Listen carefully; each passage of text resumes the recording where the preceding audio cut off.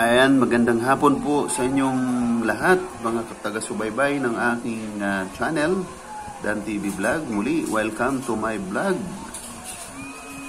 Ngayon pong hapon, ito po bali ang aking pangtatlong bahagi sa pagsubaybay ng pagdiriwang ng kapiyastahan ng Piña Francia ng Bicol, Naga City, Camarines Sur.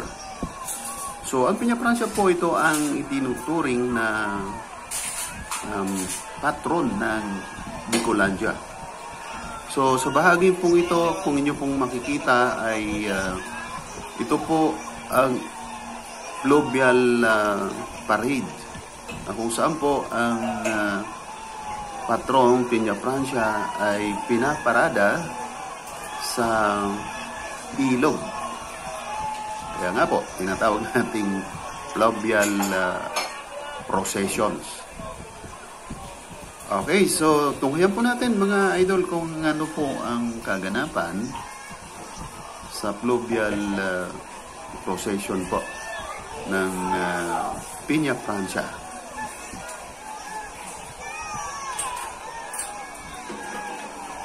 So, ang event pong ito ay dinarayo po ito ng milyong-milyong tao.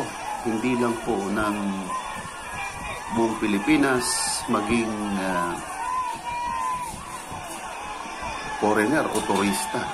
Dinadayo po ang kapistahan na yan na pinagdiriwang taon-taon sa Kabikulan.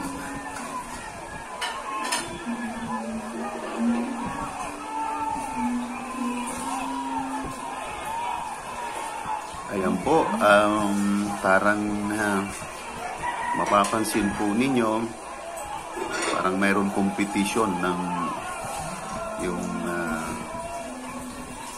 pagpapatakbo ng bangka. Ayan, very colorful ang parada o ang fluvial procession kung saan po ay sa pagdiriwang ng Piña Francia.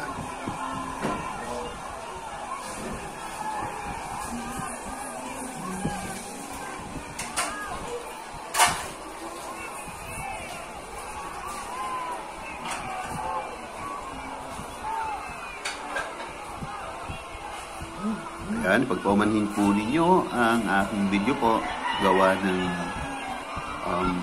palubat ng aking gadget. So, abangan po natin kung hanggang saan aabot ang aking battery habang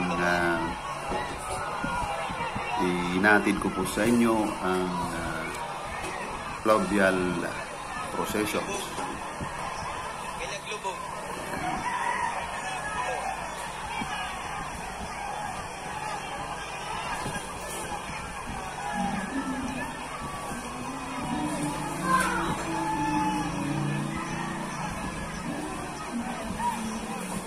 Ayan, very colorful po ang nagaganap na procession.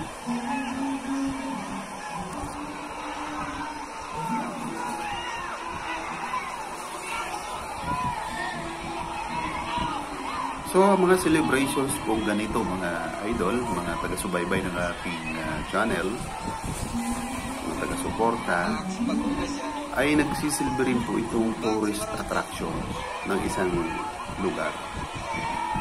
Dinarayo po yan ng iba't ibang turista, maging international man, lokal na turista, ay yan po ay dinadayo.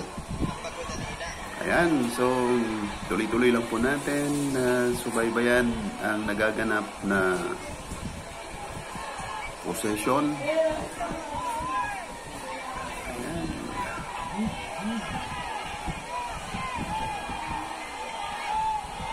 So, mega love shout out po dyan sa mga napaplug nating mga channel.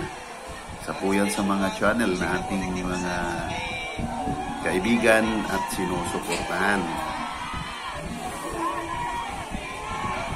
Ayan po, masaya ang pagdiriwang ng kapistahan ng Piña Francia sa Bikulan. Ayan po mga taga-subaybay ni Kuya Dan TV Vlog. Samahan niyo po ang inyong lingkod upang panuorin at ihatid sa inyo ang kaganapang ito.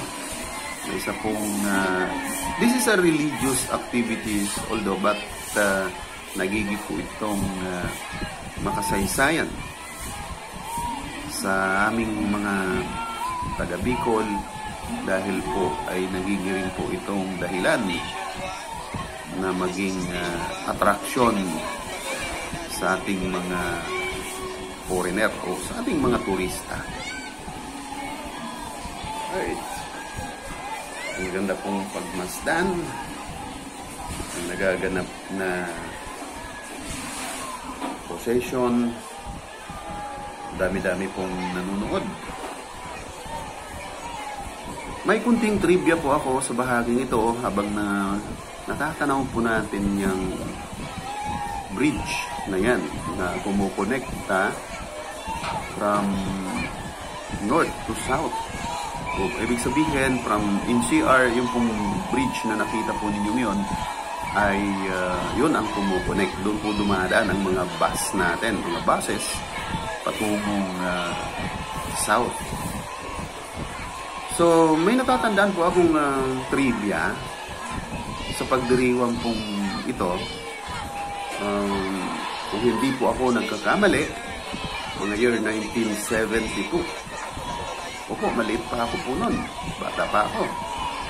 Yung Colgante Bridge na yan ay habang nagdiriwang ng kapistahan ng Piña Francia ay nagiba po yan sa dami pong nanunood. Nagiba po yan. Kung hindi po ako nagkakamali, yan yung tinatawag na Colgante Bridge. Libo-libong tao po ang bumagsak sa ilog. Siyempre po hindi maiwasan na mayroon mga nagbuwis ng buhay, may mga nasaktan. But then, hindi pa rin po natinag ang tradisyon sa pagdiriwang ng kapistahan ni Nuestra Señora de Piña Francia. Ayan, kunting timbra po. Kunting trivia. Hatid po ng inyong likod, si Kuya Dan.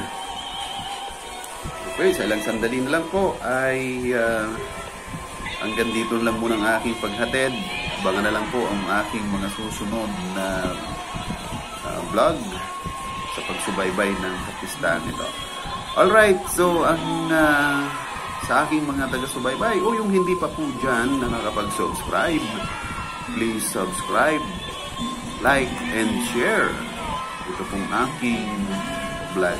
Maraming salamat po. Magandang hapon. God bless us all and happy fiesta sa Bikulan o sa mga Bicolano, Bicolanas na katulad ninyong host. Bye-bye and see you next vlog.